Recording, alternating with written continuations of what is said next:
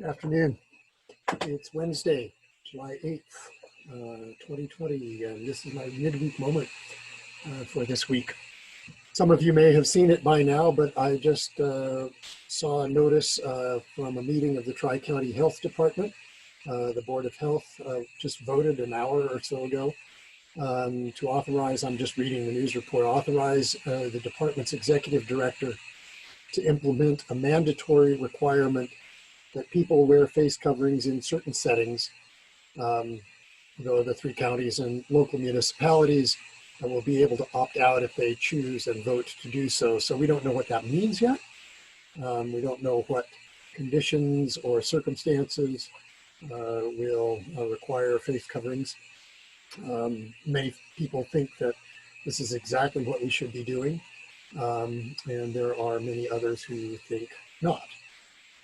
But regardless of what our individual opinions are about this, it's not the direction I think most of us wanted to see the progression of the coronavirus, the COVID situation go. I think we would like to see more relaxation rather than less. And so, again, not sure that this is what we want, but the nature of this virus is not under our control. And it made me, and I heard this news, read this news in the context of thinking about this coming Sunday's lessons. And one of those in particular stood out as I was thinking about this.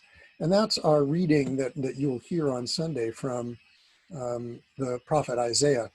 And in the 55th chapter, these verses we will hear, for as the rain and snow come down from heaven and do not return there until they have watered the earth, making it bring forth and sprout, giving seed to the sower and bread to the eater, so shall my word be that goes out from my mouth. It shall not return to me empty, but it shall accomplish that which I purpose and succeed in the thing for which I sent it.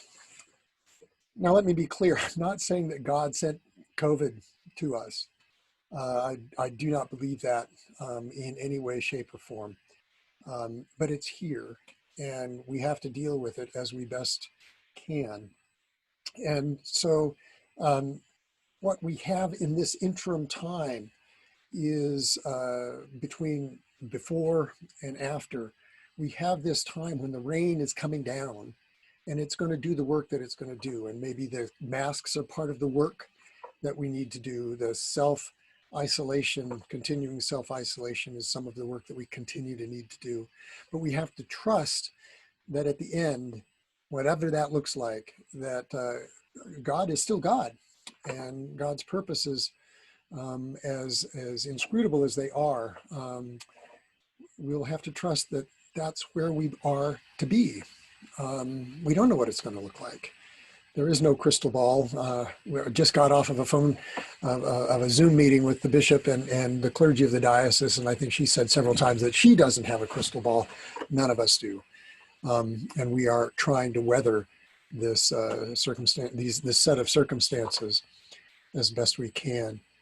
But God's purposes will accomplish what God's purposes are. And again, I'm not saying COVID is God's purposes. Our work is to make sense of where we are and to work with what we know about God to make sure that we are acting in accordance with our baptismal covenant, with our Christian belief, and with our ultimate faith in God. We're impatient people. We did not want to hear this news coming out of Tri-County.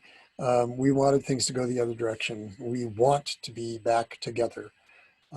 We want to be able to share Eucharist. We want to be able to share fellowship as soon as we can, but we can't rush this.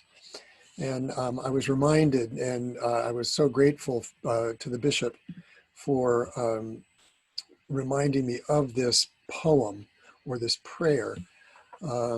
I've used it many times in the decades that I've been a priest, but it does seem so appropriate right now. And so I do want to read this prayer from Jesuit scientist and theologian from the early 20th century, Pierre Teilhard de Chardin.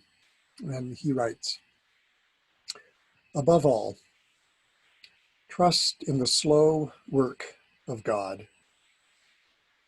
We are quite naturally impatient in everything to reach the end without delay. We should like to skip the intermediate stages. We are impatient of being on the way to something unknown, something new.